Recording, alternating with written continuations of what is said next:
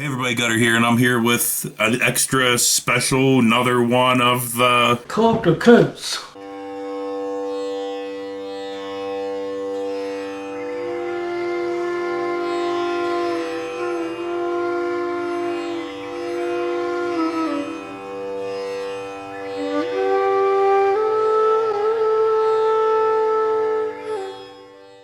That's right, I'm here with another Cult of Kuntz reincarnation.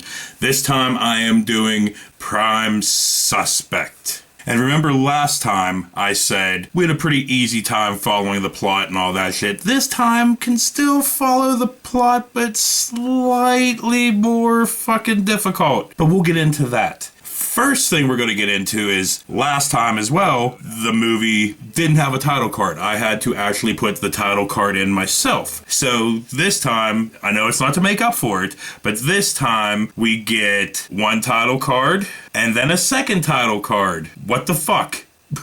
Go from one movie, I mean, I know these movies aren't in order, but go from one movie, no title card, to this movie, two title cards. And then Ron is being led in by the police as another prisoner. Another prisoner? Another prisoner. And then we cut to Ron being interrogated by Wheezy, and he's wheezing out those fucking lines about how this silent treatment has got to go. Look, this silence treatment has got to go!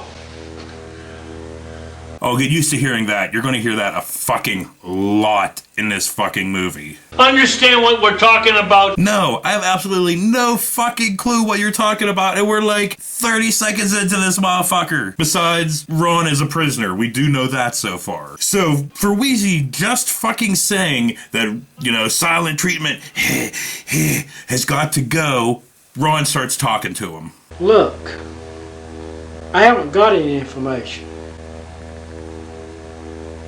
I haven't got the answer.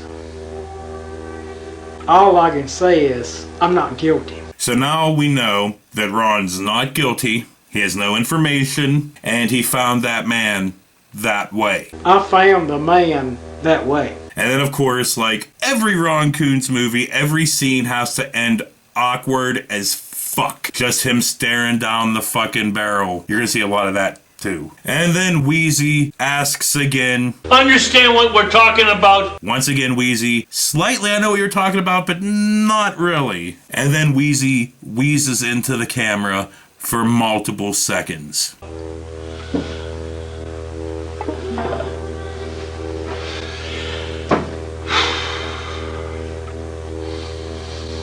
And that's how that scene ends, awkwardly as fuck. So then it cuts to Ron talking to Lawyer Williams, played by his brother Vernon. And Ron tells Lawyer Williams what went down. Well, Lawyer Williams, what I want to talk to you about is that the other night I was driving in the car and I seen a large plastic bag laying along the roadside. So I stopped to investigate.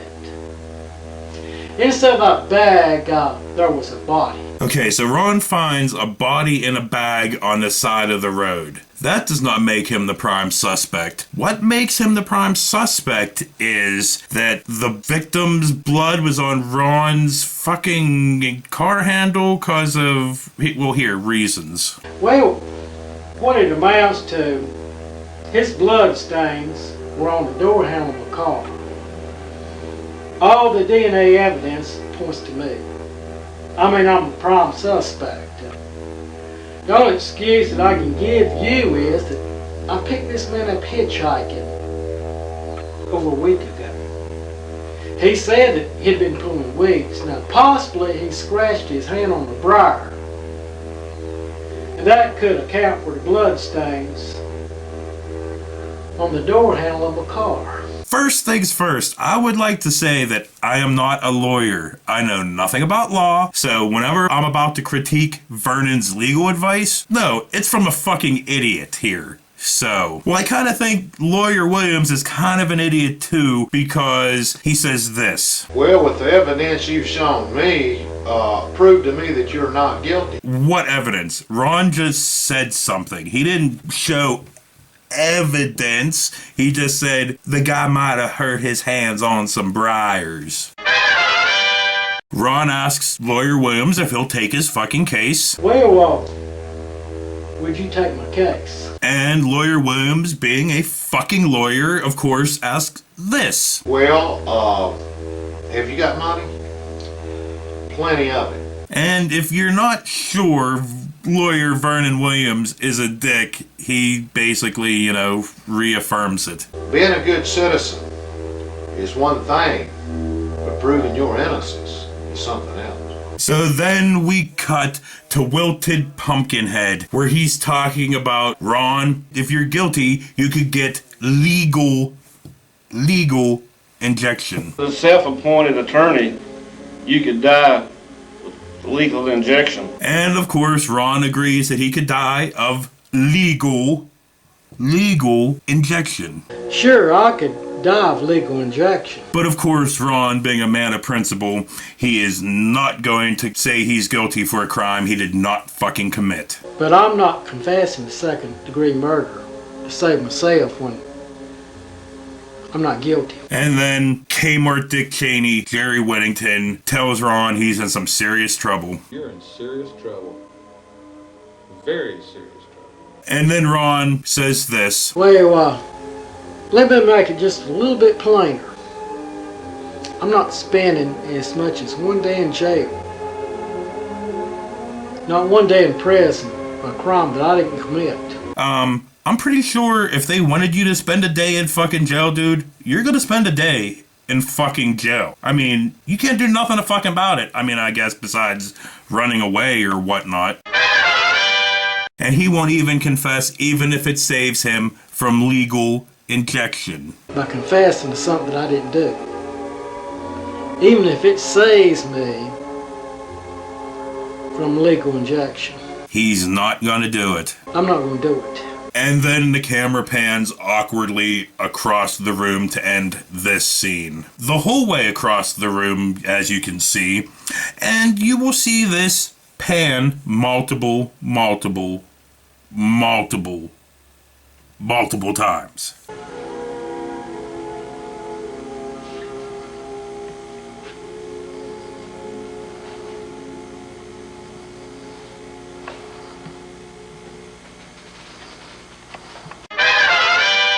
And I know we're not that far in, but I have a major feeling, me filming this right now. I have a feeling this episode's going to be extremely long. Extremely long. Of course, you know how long it is because you saw when the video released. I don't. So I guess we're going to buckle in and see how long this goes. So Ron goes back to Lawyer Vernon Williams and, asks if he thought about taking his case. Well, Lawyer Williams, what do you think? And of course, Vernon says this. I've been thinking a lot about it. I'm a lawsuit lawyer. That's my specialty. I've got some clients calling all the time. I got more than I can do right now. Don't all lawyers handle lawsuits? Isn't that what lawyers do? But once again, not a fucking lawyer. Just an idiot. And of course, Vernon ain't taking that fucking case. Says right now, I would say that I will not be able to take the case. And then Ron asks, what are his chances on a state-appointed attorney? Well, what are my chances with a state-appointed attorney? And then Vernon replies with this. Not good. And then Ron asks for advice. Well, what would you suggest that I do? And then Vernon gives the worst legal advice I've ever heard in a fucking movie. He tells Ron to represent him fucking self. I'd recommend that you defend yourself. And as the scene is going on, we're noticing that Ron is not even looking his brother in the face. Why does Ron not look people in the face? Social awkwardness, I guess. And then Vernon says, I won't take your case, but I'll give you some tips on what to do. I can show you some things that you'll need to know, and it'll help you out. And then Vernon says he thinks he'll be much better off that way than with a state-appointed attorney. I think you'll be much better off that way than with a state appointed attorney. And then Ron has to, like, repeat the point. In other words, what you're suggesting is that I take my own case as a detective. That's right. This movie, compared to The Big Showdown, repeats the point over and over and over again. And then this scene ends awkwardly by Ron shaking his fucking head, saying nothing, and walking away. Leaving Vernon just fucking hanging, dude. Just like, he's like, oh. And then it just, cuts to Ron and Vernon having another meeting in a laundry room. They're sitting beside a goddamn washing machine. But I mean, I guess at least he is, like, putting effort into, like, you know, staging a shot. But what is great, though, during this whole entire scene, Ron's, like, kind of goofy fucking smile the whole fucking time. And Vernon gives him some more advice. Being a good lawyer is a lot like being a detective. Now, when I get a witness on the stand, it's just like a detective does when he's got him a suspect. If you don't believe what he says and it don't match up right, go back and check him out again. There's no problem in that. First of all, to convince a jury is the key. You need to convince yourself and then go for the lead. And yes, I know we have reviewed this movie before, but we have reviewed hundreds and hundreds of movies, and I don't remember shit. So, I forgot how absolutely bonkers this fucking movie was, right? So we're about to dip our toe into the bonkers when it just turns into a Western from another movie. And Ron, standing in front of his closet, is having a confrontation with this other fucking movie. If you're looking for trouble, you came to the right place, buddy. Look, I didn't come for trouble.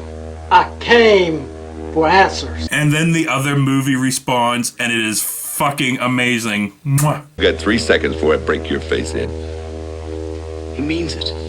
Yeah. And then he whoops that movie's ass.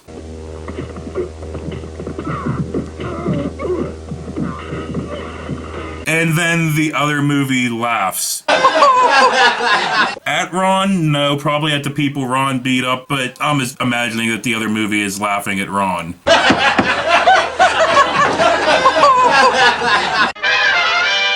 So after that bar fight, Ron is back in custody of the most inept cops on film. And we find out the status of his assailant. Your assailant is in the hospital now.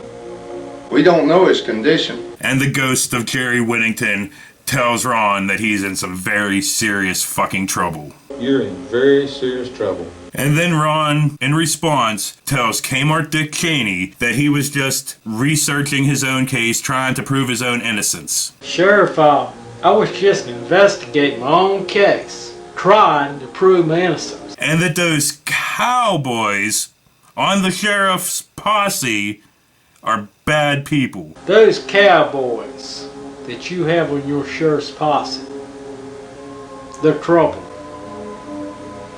They were out of line. And then Ron encourages him to investigate his men. I would encourage you to investigate these men. And then Jerry Whittington scratches his fucking ear. Why is that in this fucking movie?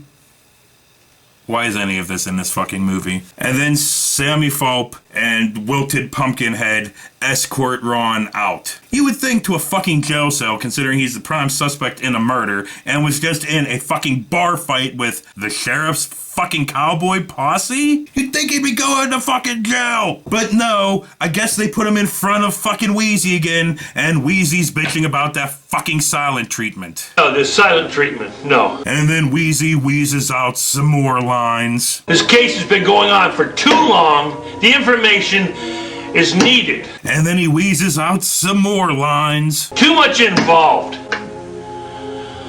People's lives are at stake. And then he wheezes out one more fucking line. Give us a break. We got the information right today. And then Ron tells Wheezy about his research and how the man in the plastic bag was on to something. Look, all I can tell you is that the information that I've got from my research, the man that was killed The man that I found in that plastic bag, he was on to something. Possibly the real killer. Oh, and I guess I should mention the constant fucking music in the fucking background.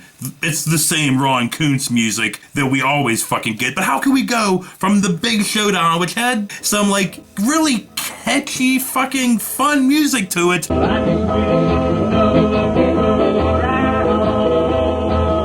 see a showdown, the big showdown, to this?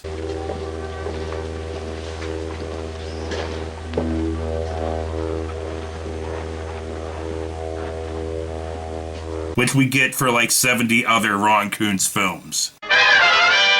So Ron goes to a police station. Oh shit, dude, that fucking laundry room's supposed to be a police station, oh my god. Fucking great. And then Vernon gives some kind of, remember, not a lawyer, idiot. Vernon gives Ron some other kind of not seeming right legal advice. Well, now, being a suspect puts you right on the scene of getting all the information directly from the sheriff department. Places you've gone, places you've been at the scene of the crime puts you there. You need to go check these places out. So did Vernon just say he was at the scene of the crimes? All of them? Or what? Huh? And then Vernon tells Ron that sometimes, just sometimes, if you look a man dead in his fucking eyes, you can tell if he's fucking lying. A lot of times you can look a man straight in the eyes and can tell he's lying. And yet some people can look you dead in the fucking face and you can't tell. Yet, a lot of people can look you dead straight in the face and you can't tell. 'Cause they're a liar! hell rip your mind out, hell burn your soul. Sorry, Henry Rollins. And then lawyer Vernon Williams tells Ron that this is the kind of behavior he'll be dealing with. Now this is the type of behavior that you'll be dealing with. And then it just cuts to the other movie showing the actual police department. And then Ron goes back into the Old West and beats up some cowboys in the other movie. There was a man killed. It might have been over money. It might have been over something else. Well, of course, he was either killed over money or something else. Of course. There is nothing else. There's either something or nothing. There's no in between. And then Ron thinks somebody in here knows something, but the movie just turns into verbal gibberish. I think that there's somebody in here that knows something. Because the man killed was hung out here before. And then blow, it just cuts straight into Ron and Vernon having another laundry room fucking meeting. I've talked with different people. Now, I made some of them mad. And as Ron's talking about and talking to other people and making them mad, Vernon's staring right down that fucking barrel. Like, bow. I'm breaking that fourth fucking wall. Bow. I'm Vernon, I don't give a fuck. And Ron, you know, some of those people did get mad. Some of them were mad enough to fight him. I made some of them mad. Some of them mad enough to even fight. And now, and at least none of them has tried to shoot him so far. it hasn't anybody tried to shoot me so far. And then Vernon states the fucking obvious. Well, maybe because they don't want to talk to you. Being a suspect is a dangerous job. Wait. I didn't know being a suspect was a fucking job. Do you get paid a lot for that? Because as of right now, I guess I'm unemployed. And then Vernon reminds him that he can get the information straight from the sheriff's department. You've got the advantages. You can talk with the sheriff department, get your information right from them. And then reminds him that he's in a bad situation. Remember, you are in a bad situation here. He's the prime suspect of a goddamn murder case. I think he knows he's in a bad fucking situation. But of course he's not in fucking jail, so it can't be that fucking bad, I guess. Even though they got DNA evidence on your car and in your car and whatever. And this scene ends awkwardly with Ron shaking his fucking head in the background for seconds. And then it cuts to Ron in the fucking sheriff's office, and he's talking about 2 new murders that must have fucking happened, because we sure as fuck didn't see them. There were 2 more murders in this community last night. And of course, Ron has an alibi because he was in a fucking bar fight. And I was accounted for. That scuffle in the bar. Thanks to that, you're not going to be able to pin those murders on me. Well, I guess he has a point there. And then we awkwardly pan across the room. Shrunken, wilted Pumpkinhead and Sammy Fulp discuss what they think might be the reasons for these murders. Do you think drugs was the motive? I would say robbery. Maybe somebody just got tired of the dummy trying to bum money all the time. After all, they were nothing but street people. And then Ron brings up the fact that maybe if I didn't kill these people, I wasn't responsible for the other murder either. I mean, if I didn't kill these people, maybe I wasn't responsible for that other murder. And then maybe the same person killed them all. Maybe the same person killed them all. And then before this scene ends, fucking Kmart Dick Cheney has to put in his little note about these people and their criminal records. The men that were killed had a past criminal record for over 20 years. And then we cut to lawyer Vernon Williams sitting in his kitchen smoking a cigarette because he invited Ron over for coffee. Well, Laurie Williams, I appreciate you inviting me over for this cup of coffee. Now, what's the story? And then lawyer Vernon Williams tells Ron that all the evidence is against him and whatnot. Story is, all the evidence points towards you. All the attention is based around you, and it's going to be up to you to come up with some evidence. And then Ron asks, what about if they put him in jail? Well, I mean, what if they put me behind lock and key? I mean, what then? Which, wait a minute, why the fuck isn't he in fucking jail? I'm still curious about that one. And then, of course, Vernon, being the kind of dick that he is like, I know I'm giving you free, shitty legal advice, but I still can't help you because I'm too busy to help you. Like I said before, I can't do anything. I've got all the clients I can handle right now. And even if he could make room for the case, he doesn't think Ron would win. Even if I could, I don't feel that we have a foot to stand on. And then Ron awkwardly stands up, moves way too close to the fucking camera, and says this. I guess, when I finish this cup of coffee, I best get back to work.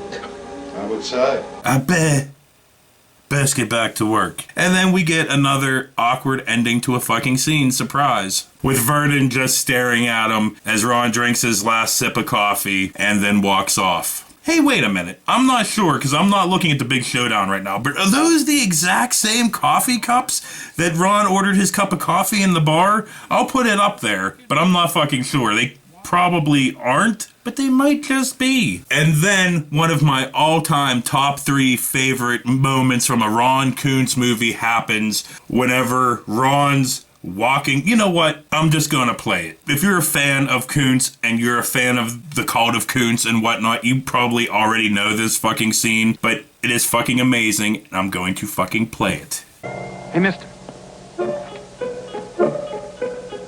So Charlie Manson is asking Ron what's in the fucking bag. In the bag. Great. Mwah. Ron kicks his motherfucking ass.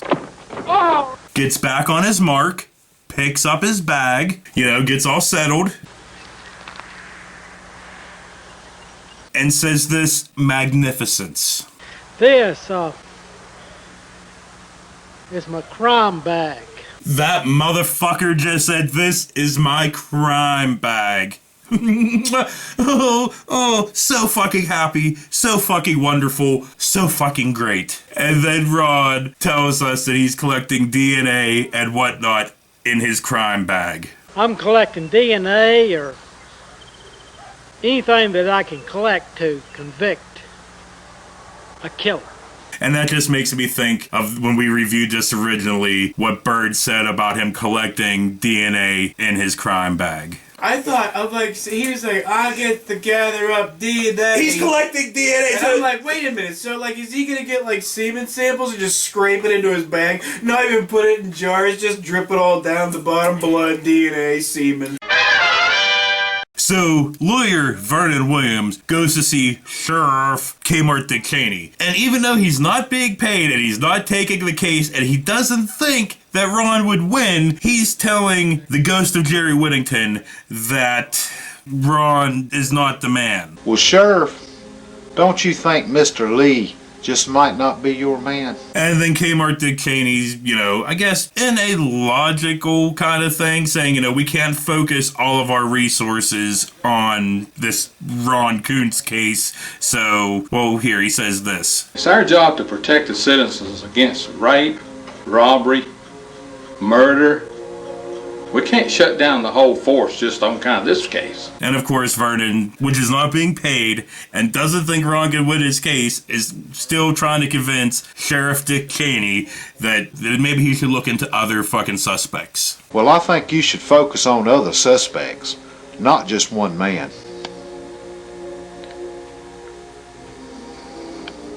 So once again, lawyer Vernon Williams is hanging out in his fucking kitchen smoking, and he has Ron over again. When you get your coffee, come on in and tell me what you know. And Ron seems to be, has hit a roadblock in his investigation. Well, it just seems that the more questions I asked,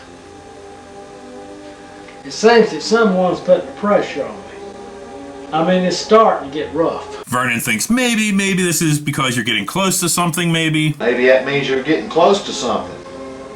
I say just keep putting the pressure on them. Maybe something will break. And Ron says nothing. He just sits there and shakes his fucking head for too fucking long while Vernon smokes. And then he looks like he's about to say something, but he stands up, walks out of frame for some reason before he actually says his fucking line. Well, you might be right.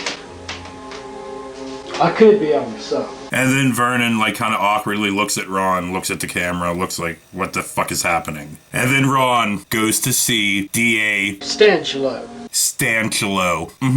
D.A. Stanchelo. And he talks to the D.A.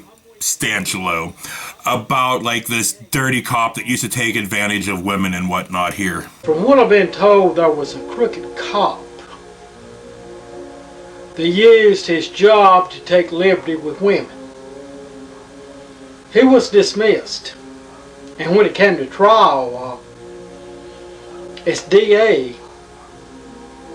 I was told that you sent him off. And then Ron awkwardly stares at him, so we get a shot of this for way too fucking long. And then Stanchelo says this. I set him off for a while, and he invited himself on women who would not take no for an answer. Yeah, dude, we already established that. And then Ron asks if this dirty cop has been released from prison. Has this man been released from prison?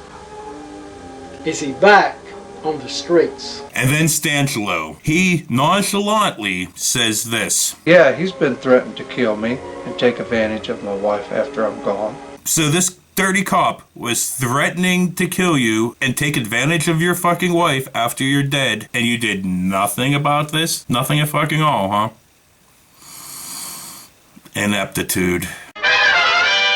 So then we cut to Donnie Chester and Vernon having a conversation about educated officers. Well, I feel it's necessary to spend tax dollars for proper education and training because a schooled officer is a much better officer. And Vernon asked Donnie Chester, whoever the fuck Donnie Chester is, because as you saw, there was no introduction. He just bloop. That was the scene, because I took nothing off the beginning of that. So Vernon asked, don't you think that Mr. Lee deserves the chance to clear his name? Well, I agree, but don't you think Mr. Lee has the right to clear himself? And Donnie Chester does not agree. Pay attention, does not agree. Well, I don't agree. And then he gives us explanation why he does not agree. People have been falsely accused on hearsay information just because someone felt that they were guilty.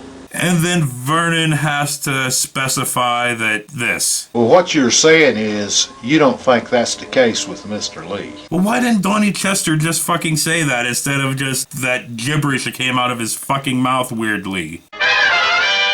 So far, still following the plot. So, so far, we're all good. I mean, yeah, Ron's having disputes with other movies and everything else, but we still know that Ron is falsely accused of a murder because he found a plastic bag with a body in it, but that body just so happened to be a person he picked up hitchhiking before that cut his hands while weeding, and that's how he got the blood on it. And then Ron went and whooped some people's ass, still didn't get put in fucking jail, and then whooped some more people's ass, and 2 other murders happened while Ron was whooping some ass, so they at least proved that Ron wasn't at fault for those ones at least. But why is Ron still not in jail? He's just the prime suspect and he's going out whooping asses. At the beginning, asses he whooped worked for the cops, right? So anyway, moving on. This episode, like I said, I'm filming it. I don't know how long it's going to be, but I have a feeling it's going to be longer than the movie its fucking self. And then Ron goes over to see lawyer Vernon Williams and talks to him about, well, what happens if this killer's from another state? That might make it harder to find them. What of this killer? He's from another state. He's just passing through. I mean, it's going to be hard to catch him. It's going to be hard to catch him. Yeah, Ron, we're aware it's going to be pretty hard to fucking catch him, but Vernon has his 2 cents. The only chance for you is if he's a local. It's going to be hard on you chasing somebody out of town or out of state. But if he's a local, you can track him down and put the pressure on him. Well, considering it'd be pretty hard for him to track somebody out of state because he's the prime suspect in a murder investigation, he wouldn't be able to leave the state, which I was never brought up. But anyway, that's not why we're here. We're here to revel in the awfulness that is fucking Koontz. So anyway, we've been here for a fucking while. I've only scratched the fucking surface of this movie, so let's take a little intermission.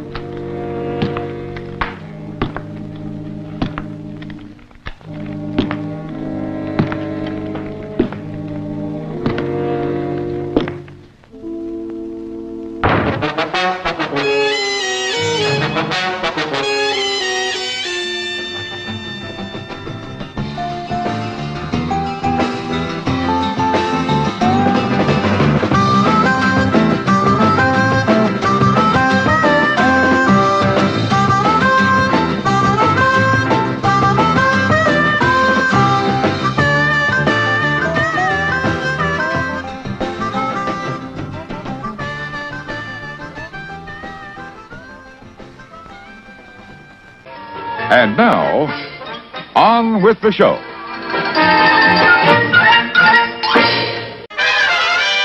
So we cut to Ron entering the scene in his fucking headband, carrying a cup of fucking coffee. Coffee, I guess, is the running theme throughout this fucking movie. But he's in his headband, and he's talking about how he has a lead, but he has to keep his fucking job. I've got a lead to go on, but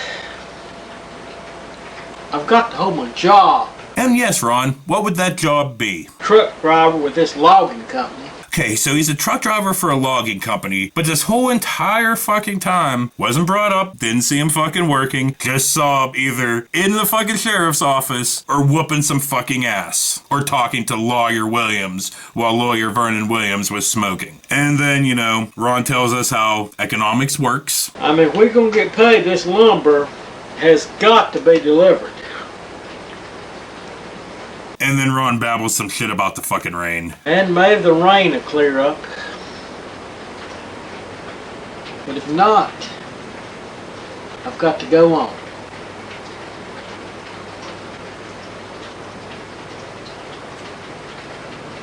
And then we cut to stock footage. Because if you've never seen a Koontz movie or seen us talk about a Koontz movie, and you've noticed earlier that Ron does at times cut other fucking movies into his fucking movies.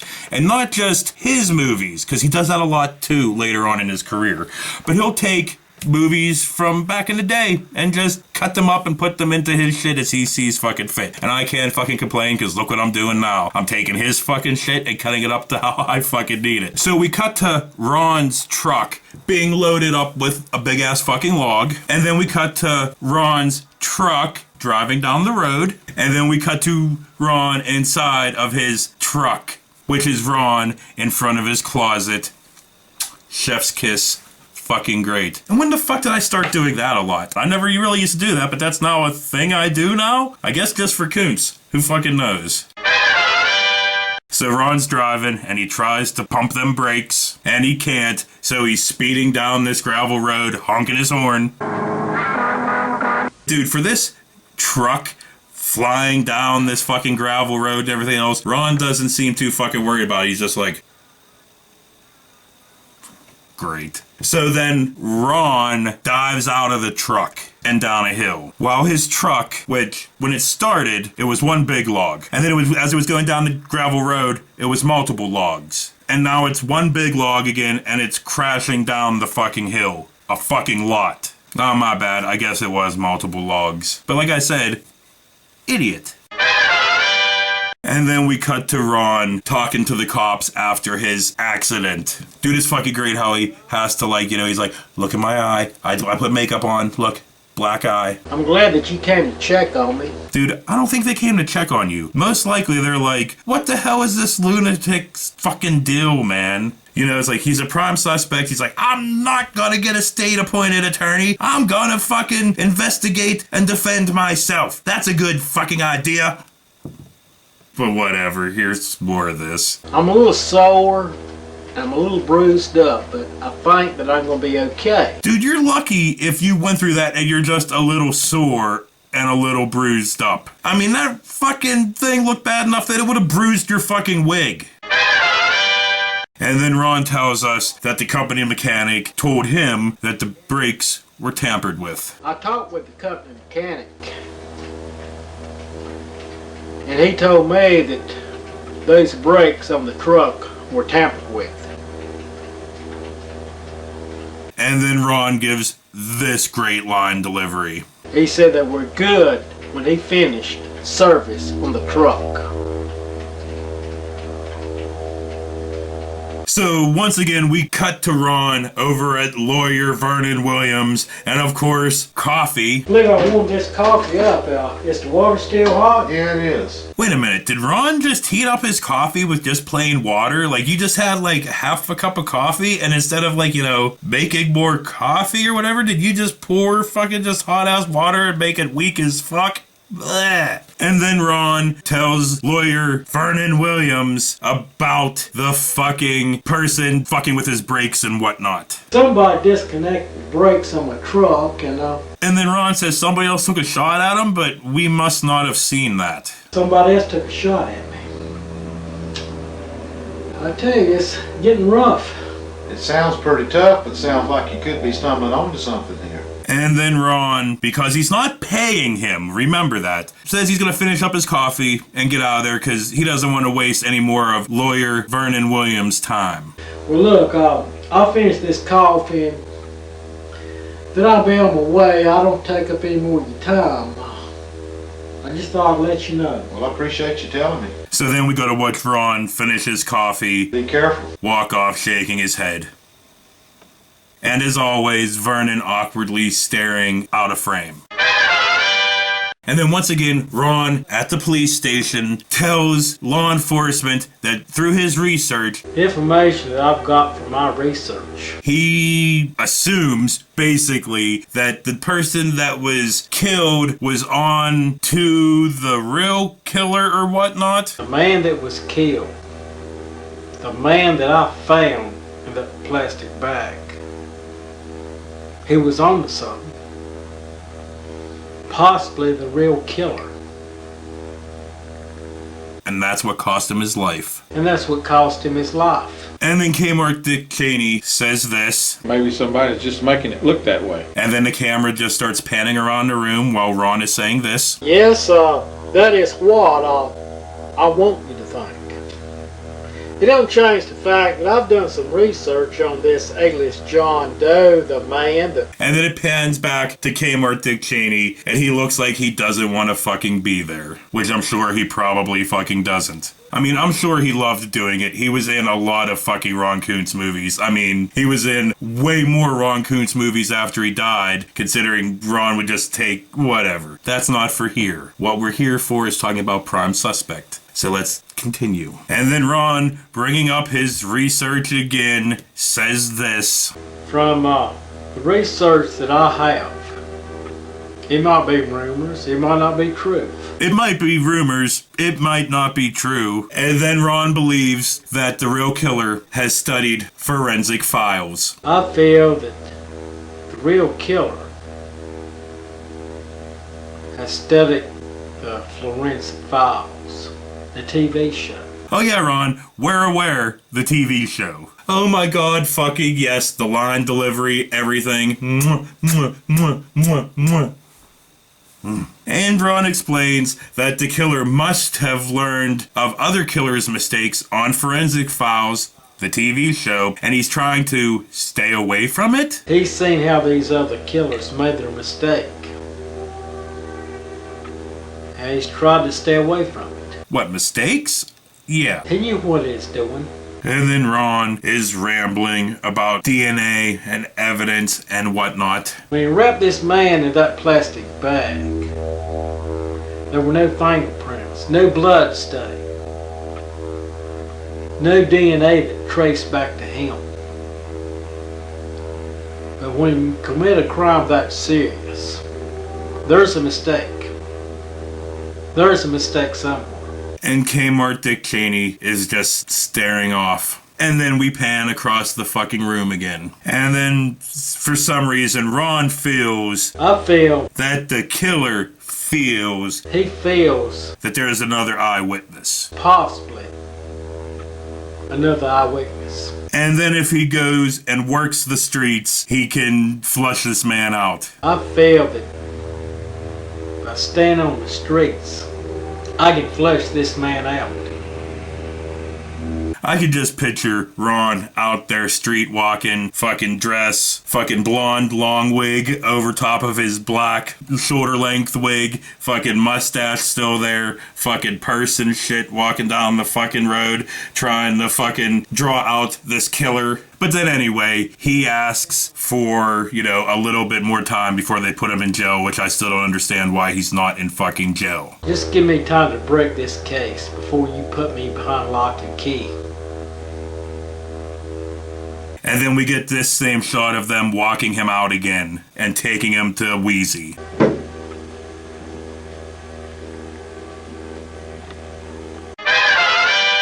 Understand what we're talking about? No, Wheezy, I still don't understand what the fuck we're talking about. And then, of course, Wheezy has to wheeze at us a fucking again.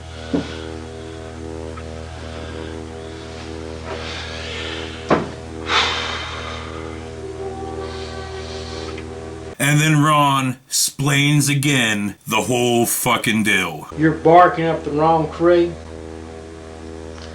It's just like I explained before.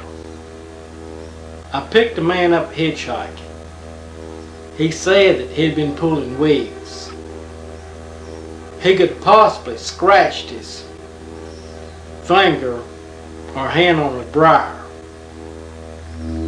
That would account for the blood stain on my door handle. And then that would account for fiber, hair, and whatever else. That would account for fiber, parts of his hair, whatever DNA that showed up in my car. And during this, Wheezy's just like...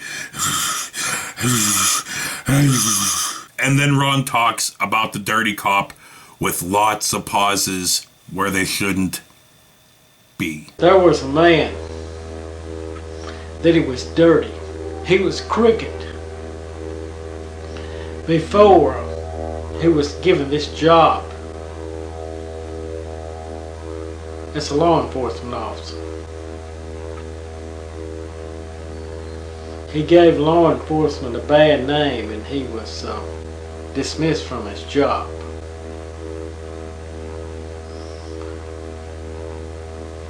And Ron feels that is the man. I just feel that that's the man. That is the man. That is the man. And then he awkwardly stares into the camera way too fucking long. And then we cut to a conversation between Ron and his fucking fiance. Where the fuck did she come from? She wasn't brought up before, but here. Dad is really glad to see you stay on. You're just like a son to him.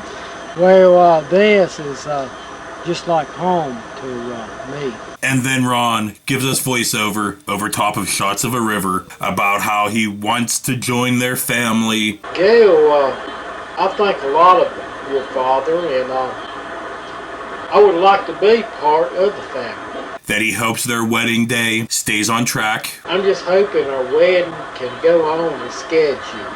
And as a citizen, he reported the crime. Yet it don't change the fact that as a citizen, I reported the crime. And now he's accused of it. Now I'm accused of it. And like we've been hearing the whole fucking time, he's got a lead to go on. I've got a lead to go on. And then we cut to a great vanity shot of Ron Kuntz driving down the road, fucking holding the camera, looking all cool. And of course, there's no music over this. You would think there would be music over this, but no, of course there's not. There's just the car noise. And I love how he looks into the camera to make sure everything's still okay. And then he looks again. The camera fucking shakes and he looks again. And he looks again. And he looks again. And again. And one more time. So Ron goes to see Donnie Chester, but I'm pretty sure Donnie Chester is not the same character that he was earlier in this fucking film. This time he is... Dr. Neville Winstead. Dr. Neville Winstead. And what is your job title, Doctor? Chief Psychiatrist for the Biloxi Hospital for the Mentally Ill. Dude, you look like you escaped from the Biloxi Hospital for the Mentally Ill. Ron introduces himself. Doctor, I'm trying to find out some information. I'm William Lee, and I'm doing some research on Jess Lambeth. We now hear the name of the dirty cop, Jess Lambeth. And then once again, we hear about how he was a law enforcement officer, blah, blah, fucking blah. He was a law enforcement officer that used his job to take liberty with women. And then we recap the same stuff again. He was later sent to prison in order to get parole. I understand that he was put on your rehabilitation program. And then we find out finally why Ron is actually there is because Jess Lambeth was put on to Dr. Neville Winstead's fucking rehabilitation program. And then strangely, for some reason, I swear to God, I did not do this editing-wise or anything else, Donnie Chester introduces himself again. I'm Dr. Neville Winstead, Chief Psychiatrist for the Biloxi Mental Hospital. And that was kind of a better take. Why did we get both takes? And then he talks about the outpatient therapy program. We have a new outpatient therapy program. When we feel someone is well enough to be released, we release them and monitor them and see how they do in society. And then Dr. Donnie Chester regrets his decision. Well, he can't even say the dude's fucking name right. This is great. And I regret the Jess Lambeth incident because it looked bad, but it's all part of the program. So Ron asks Dr. Donnie Chester if he thinks he's been rehabilitated. Doctor, I don't know that Mr. Lambeth is guilty of this last crime. All I'm asking you, do you think that he has been rehabilitated? And then Ron says if there's no change in this man, he is a danger to society. And if it's not a change to this man, it's definitely a danger to society. And then Ron stares awkwardly into the camera. And we never do get to hear Donnie Chester's fucking answer to Ron's fucking question because it cuts to inside lawyer Vernon Williams' fucking house again, where there's cigarettes, coffee, and law talk. And money talk. You know, it's nice to have money. It's nice to have money to pay a detective to do your dirty work.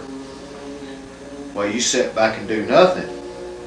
Somebody's going to have to get their hands dirty. And then Vernon tells us the point he's making is... The point I'm making is... Well, good, because I'm a little curious what the point he's fucking making is here. You don't have no money. You're your own detective. You can get out there and find some evidence, or even a state-appointed attorney could get you off. Why does Vernon keep making it seem like defending your fucking self and being the prime suspect in a murder investigation is a good fucking thing? Like, why is it such a better thing than having a state-appointed attorney? And this scene ends as awkwardly as it fucking started by Ron saying this. Well, I've got no choice to just do what I can. All right. Getting up and walking away. And once again, Vernon is left staring off screen. So moving on from there, Ron goes to see... Mrs. Thomas. Wow. You know, they talk about Jess Lambeth. From the information that I've gathered, you've met Jess Lambeth as a lawyer. You call him to settle a disturbance in the community. What can you tell me about this man? And Mrs. Thomerson... Mrs. Thomas. ...is scared that man round here. And here is her fucking response. She's scared that man hanging around here. I'm scared that man hanging around here. And from the information that Ron has, scared that man around here definitely has a reason to be scared of that man around here. From the information that I have, you've got a reason to be afraid of this man. And just like everything in life, there's going to be one dickbag that's got to be a contrarian just to, you know, be a contrarian. I feel I'm a good judge of character, and the man may be okay.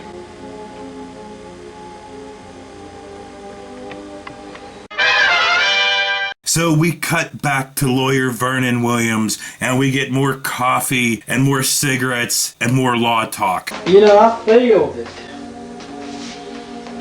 I'm making headway. And Ron feels that I might be a breakfast case. I feel that I might be a breakfast case. Dude, I swear to God, that's what it sounds like he says. You heard it. Do you think he said breakfast case? But he doesn't know if he could breakfast case before they put him behind lock and key. But, I don't know that I can do it before they put me behind lock and key. Once again, I will ask, why the fuck is he not behind lock and key already?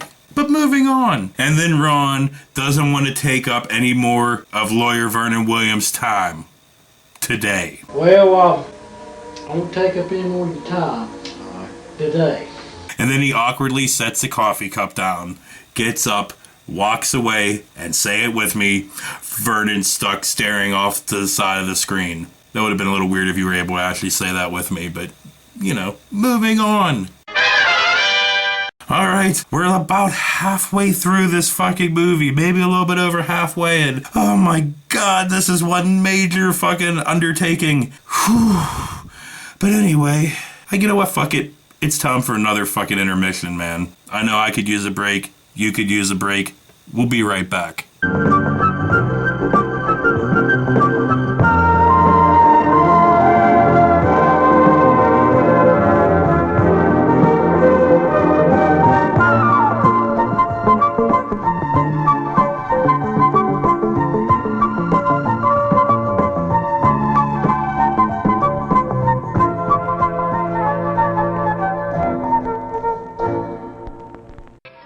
And now, on with the show.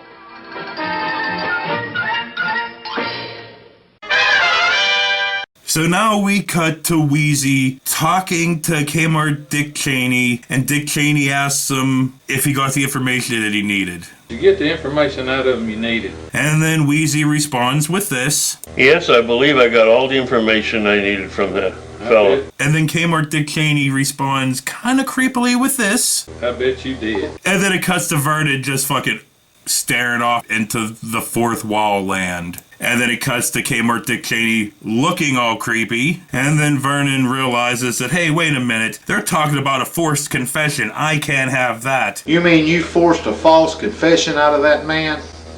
I'm warning you. If you don't drop the charges, I'll have you under investigation yourself. This is pretty crazy that Wheezy and fucking Sheriff Dick Cheney are talking about this in front of lawyer Vernon Williams. And then Kmart Dick Cheney's a little disappointed. What a shame.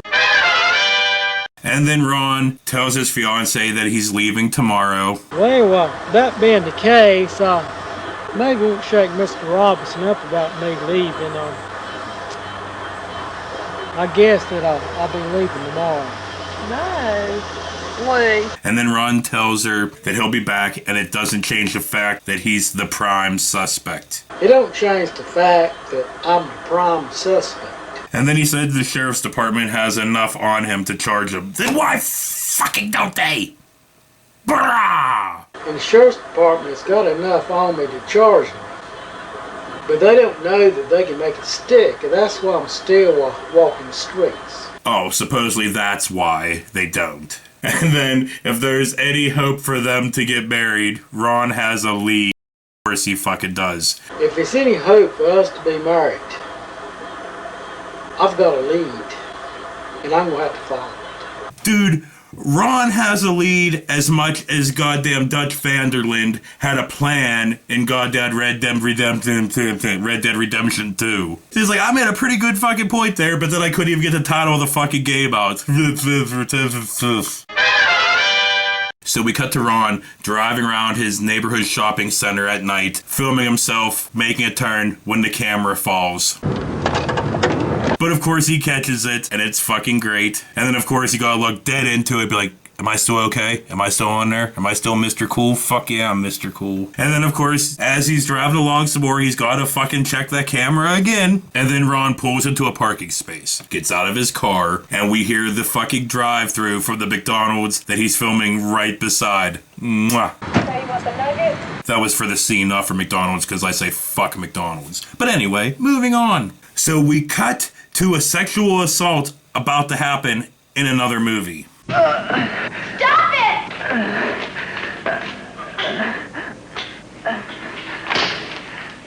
When Ron stops the assault and whoops that ass.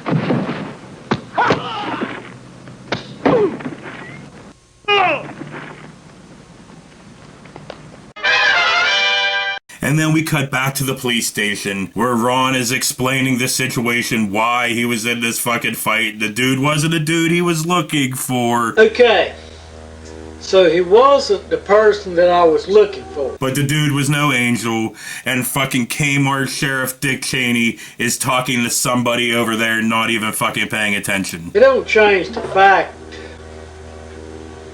he's no angel. And then Ron admits he was wrong. Okay, I was wrong. There's a killer out there somewhere. And if the killer's not stopped, well, let me get the framing right. If the killer's not stopped, there's going to be more killings. And if he's not stopped, there's going to be some more dead bodies. So now we cut to a scene that seems like it should have been earlier in the movie, but it's lawyer Vernon Williams and Ron having a conversation in a hallway, and Ron's talking about he doesn't think he's a detective, and he really doesn't think he has the education. Well, I don't know that I am a detective or that I've got the education to be one. Well, obviously, a fucking course not. You're not a goddamn detective. You were a goddamn log truck driver, okay? You have no law enforcement training. You have no law enforcement past. You have nothing. You were a log truck driver. Why does lawyer Vernon Williams and you think this makes you a great fucking detective? Well, anyway, let's hear some more of this. Well, what is a jury anyway? It's a group of people. Some's got education, some don't. Some might be educated in law enforcement, some might not. It's up to you to provide a case and convince them. Well, thank you, Captain Obvious Lawyer Vernon Williams. But if you make a believer out of yourself, you can follow the lead? You make a believer out of yourself, and you can follow the lead. Ron says he'll take the advice and do what he can. Well, I'll take your advice and I'll do what I can. And then awkwardly turns away, and say it with me, Vernon stuck staring off to the side. You know, Ron's a normal human being, right? So there comes a time where, you know, he has to go down to the lake to, like, you know, get away from his problems and think. There comes a time that I've just got to go down by the lake and just try to get away from my problems. Yet nobody believes him. Well, because you're the... Yet it don't change the fact that I am the prime suspect. Yet nobody believes me. And Ron says people believe that he created this fake villain in his mind to clear his name. They think that I'm trying to create a make-believe villain in my mind in order to clear myself. But Ron knows that he's not guilty. Yet I know that I'm not guilty. And he also knows the killer is out there. I know that the killer is out there. And then Ron says he has no choice but to stay on this case. If it's not Jess Lambert, who is it? It don't change the fact that he could be living here under an alias name. I've got no choice but stay with this case. And that it's only a matter of time that he'll be free. It's just a matter of time that I'll be free. What makes you fucking think that? Seriously. What makes you fucking think that, right? You have no evidence that there is another fucking killer, right? You have got no proof. No nothing. The only thing you have is that you were too busy whooping people's ass at one point to be at the crime scene. Moving on. And then we cut to Kmart Dick Cheney's office, where he's glad Lawyer Vernon Williams made it. Well, I'm glad to see you made it. And Lawyer Vernon Williams made a point to make it. I made a point to make it. And then he talks about all they have on Ron is blah, blah, blah, and the forensics and blah, blah, blah. All you've got on William Lee is that John Doe's bloodstains were on the handle of Mr. Lee's car. The forensic team cut the investigation too short. This is a poor county and a small sheriff's department.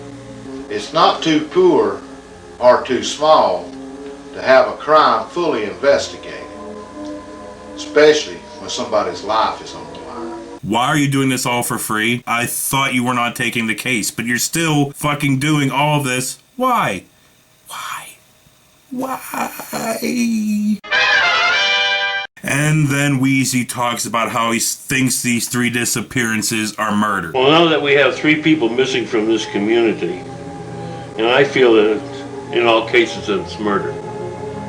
And then Vernon actually schools Wheezy by saying, well, if that's the case, then Ron couldn't have killed these people here. I hope you're wrong, Chuck. I really hope you're wrong. Because if you're right, Mr. Lee couldn't have committed all 3 of these murders. And then Vernon drops the fucking mic. I think you should start investigating somewhere else. Boom!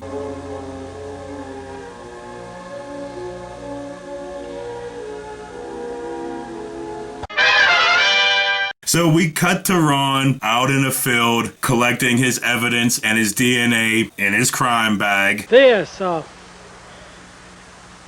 is my crime bag. When he notices something and looks up. And another movie tries shooting him. Hey, I don't dig living that much! And Ron runs off funnily. And then the other movie is still trying to shoot Ron this whole entire fucking time. So we cut to Ron at the police station doing like the old school fucking, like how they used to do the sketch thing, but not like with actual sketches, but with like the plates and stuff. Like, you know, they would have like the facial outline and change the eyes and whatnot. And then Ron says, That's his features. Well, what? That's his features. But then he also says that he can't give him the eyes, the blah, the blee, the blue. I can't give you the detail on the eyes, the ears. It's like, dude, well then you don't have his fucking features then. Well, I mean, I understand why Ron couldn't get the features because he was on the run, as he says. I was on the run. But the good thing is, Ron was out of range of his fucking handgun, or he would have killed him for sure. And I was out of the range of his handgun, or he would have killed me for sure. I'm just thankful that he didn't have a rifle. And then the police, you know, they're starting to narrow down the fucking search and stuff, so here's this. I can't give you the detail on the eyes, the ears. I was on the run. And I was out of the range of his handgun, or he would have killed me for sure. I'm just thankful that he didn't have a rifle.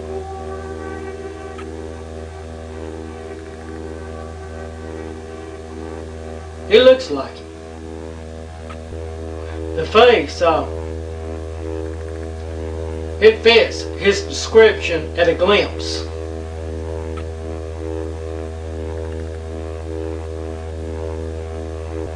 I'm sure there's hundreds of people that look like that. I cannot make a positive identification. I cannot do it. No, I'm just kidding. That really didn't fucking happen, obviously. Friend of the channel, Kevin, has created his own fucking channel called Worst Takes On, Worst Movies On. I had to look over it to actually make sure I got the fucking title of the channel right. So yeah, he is making fucking videos, taking clips of like Kuntz and like us and whatever, and like, you know, making funny videos out of them. So if you want, go check out his fucking channel. I'll put it down in the description below and all that fucking shit. So anyway, let's get back to fucking some Kuntz. Wait, let's get back to fucking some Kuntz? That's not what I meant, but let's get back to Kuntz. So once again, we get the same shot of Ron in the fucking sheriff's office as it's panning across the fucking room. And then the cops are talking about how this looks like the work of a vigilante. It looks like the work of a vigilante. Holy fuck, is this turning into a Batman movie? Please tell me this is turning into a Batman movie. I want to see Ron Kuntz as Batman so fucking much. Oh, that'd be so fucking great. Well, give me the trigger! And of course, fucking Dick Cheney has to be contrary and say maybe somebody's just making it look that way. Maybe somebody's just making it look that way. And then Ron pulls a Donald Trump and be like, yes, it could be a vigilante, or it could not be. It could be the work of a vigilante. Then again, it could be somebody just trying to cover the tracks. And then he awkwardly looks down the barrel of the fucking camera for a fucking minute, and it cuts to Kmart Dick Cheney just blankly staring at him. And then it pans around the fucking room again. And then fucking back again. Oh my god. And of course, Jerry doesn't want to fucking be there. Hell, I'm gonna be looking like this in a minute. I feel like I've been here all fucking day doing this. How long do you think this episode is right now? I guess you honestly know how long this episode is. But right now, I don't know. Too long. That's how long it is. Too fucking long. To take a line from our original review of this movie, fucking lawyer Vernon Williams and Ron are sitting on the couch. Ron's talking, and lawyer Vernon Williams looked like he had a whole bunch of mushrooms, and he's just staring at Ron like, oh shit, your face is melting. Oh my god, your wig's crawling off your fucking head. Oh. Ron talks about how he's having too many close calls.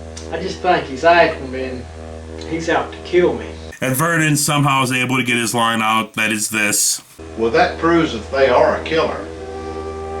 And this is just not some fantasy in your head like a lot of people think. But wait, is this a fantasy in my head? Is this really happening? Is this creature that is Ron Kuntz really sitting beside me? What is happening now? Sorry, kind of went into Vernon's mind at that moment. His mushroom-addled mind. So anyway, moving on from that. sorry, I had to take a breath. Moving on from that, we cut to some random family hanging out outside the lake. Do these people know they're in a fucking movie? I don't know, but Ron goes over and talks to them for a minute. We don't hear any of it, but he goes and talks to them. Well, whenever I said that we don't hear any of it, we do hear Ron's voiceover over top of it. And I can do detective work without anyone really realizing. I love that he does say that he could do detective work without people really realizing it. And here's how he can do that. I get asked, have you seen anybody strange around here? Or, I'm looking for a person. I can give them their description. But regardless of the situation, Ron absolutely needs to keep trying. But regardless of the situation, I've got to keep trying. I've got to keep trying. Because if I give up,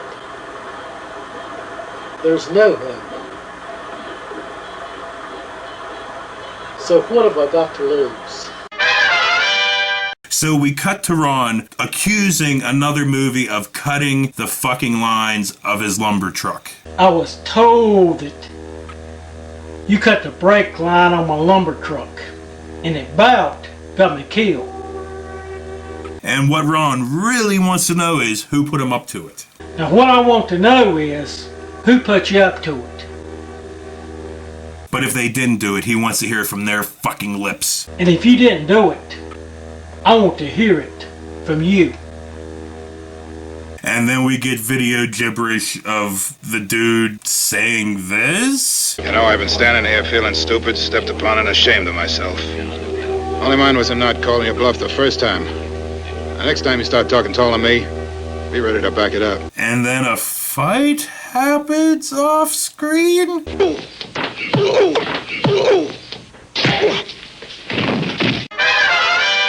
And then we cut to Ron in the fucking sheriff's station again, and he is glad that these people were behind lock and key. God damn, how many times are they gonna say lock and key in this fucking thing? Sheriff, I'm glad that you got these men behind lock and key.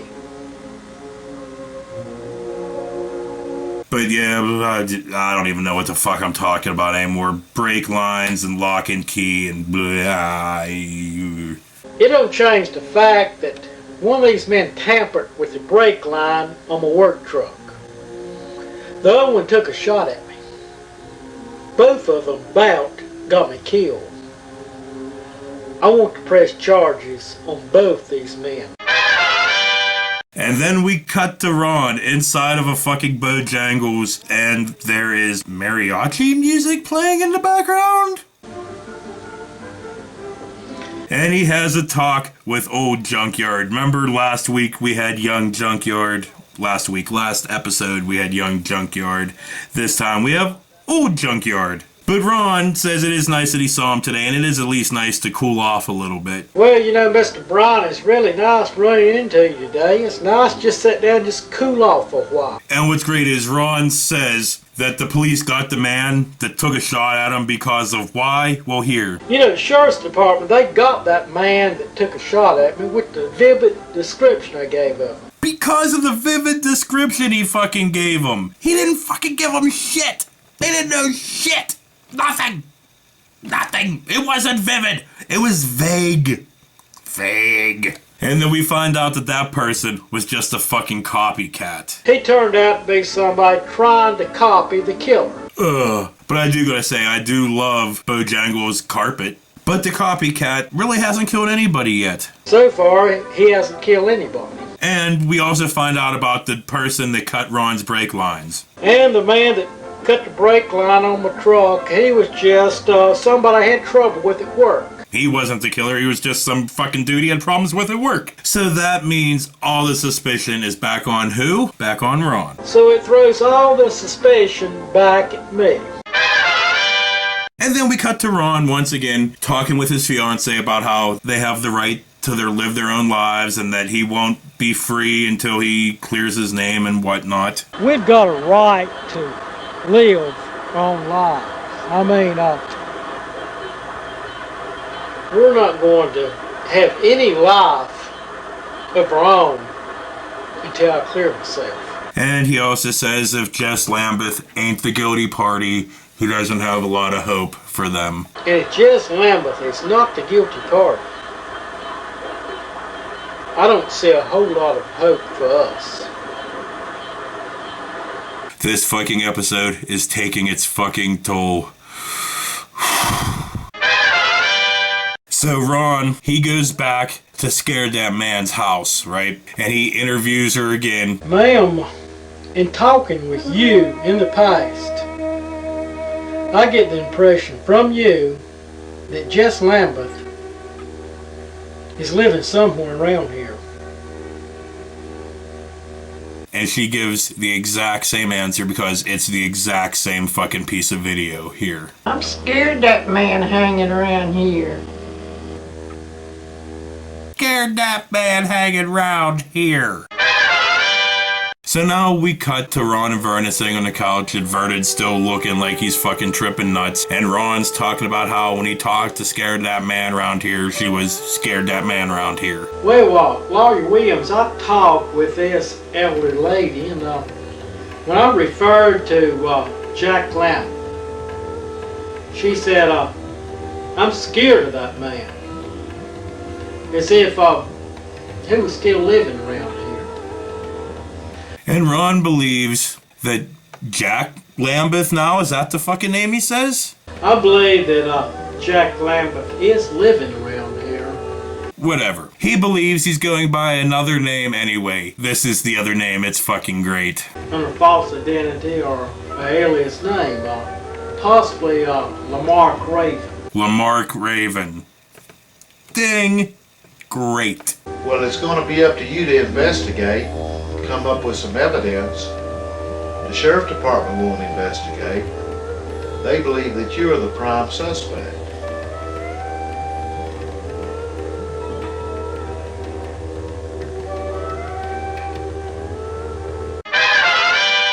So Vernon goes to talk to Kmart Dick Cheney and Wheezy and everything else about how he believes that Jess Lambeth and Lamar Raven, or whatever the fuck his name is the same fucking person.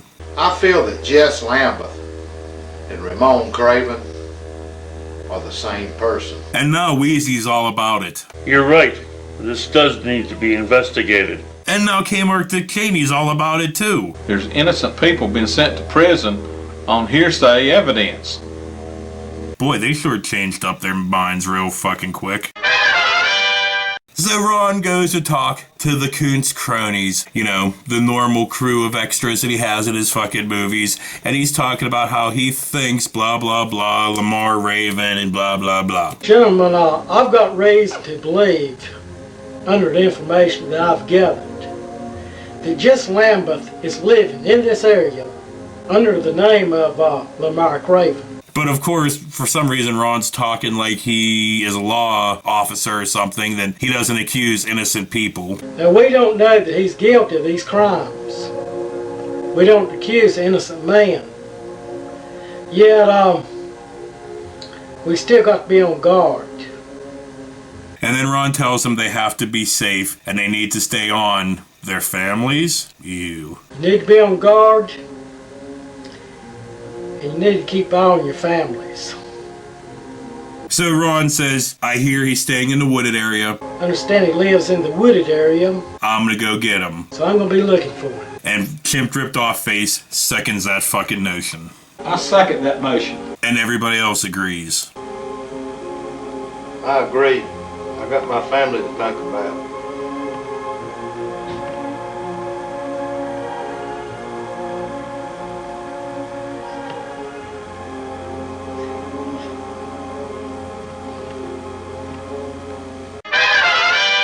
So we cut to Ron sitting by the lake, and he's talking about how he's going to have to try to arrest this man. I hear them.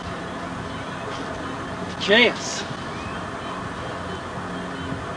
It was up in that wooded area there. In Old Shack. He's going to be hard to catch. He's dangerous from what I hear. With a firearm. Well, I'm going to have to try to arrest this man. don't have to try. You're not a cop. You're a lumber truck driver. You were, I guess not anymore, but you were the prime suspect of a murder investigation. You are not a fucking cop. Why are you going to arrest him? So Ron sits there, fixes his fucking shoelaces, and we have to watch the whole entire fucking thing. And then he fucking gets up and walks off with intent, and then just books it along the fucking lake. And then books it through the woods.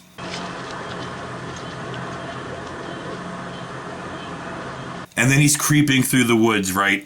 So he's creeping, he starts running again, and then falls flat on his fucking face.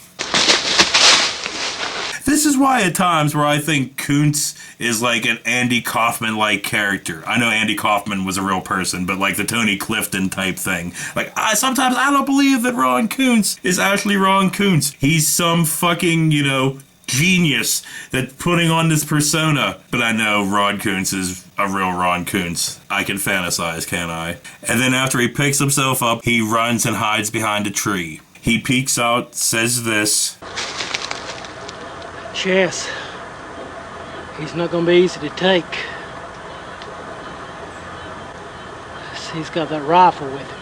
Runs over and thunder kicks fucking Jess Lambeth and falls square on his fucking ass. Takes fucking Jess's gun. Looks like he's gonna fucking hit him with it, but the scene cuts.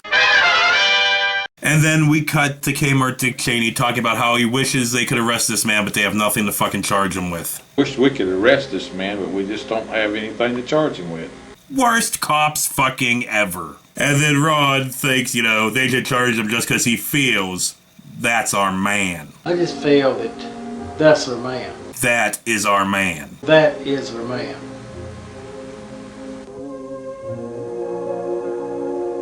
And then the camera pans around the room a fucking again. And like always, it pans back. And goddamn Jerry doesn't want to be there.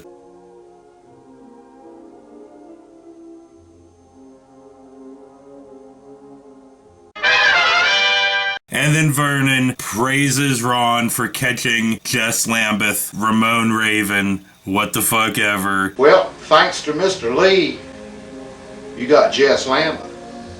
And he was living under the name Ramon Craven. And that, before you release him, you better search that fucking house. Now, before you turn him loose, have his house searched. You might find some results there. You might find some results there. I would think you might find evidence there, but no, you'll find results there. And then Wheezy fumbles through this fucking line. For a better judgment, I think we should call in the forensic team. And then Vernon thinks it was a good idea because it was basically his fucking idea. Well, I think that was a good idea. And then awkwardly stares into the camera for way too fucking long before it cuts.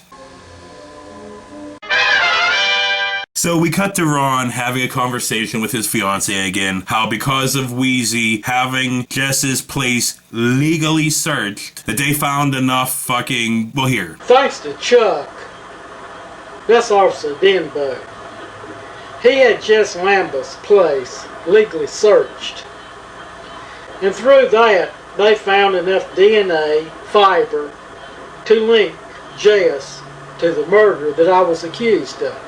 They found enough DNA, fiber, hair, everything to clear Ron of the fucking murder. So Ron's free now, and they can go on with their marriage as planned. I'm free now. Man, I guess that we can go on with our marriage as we planned.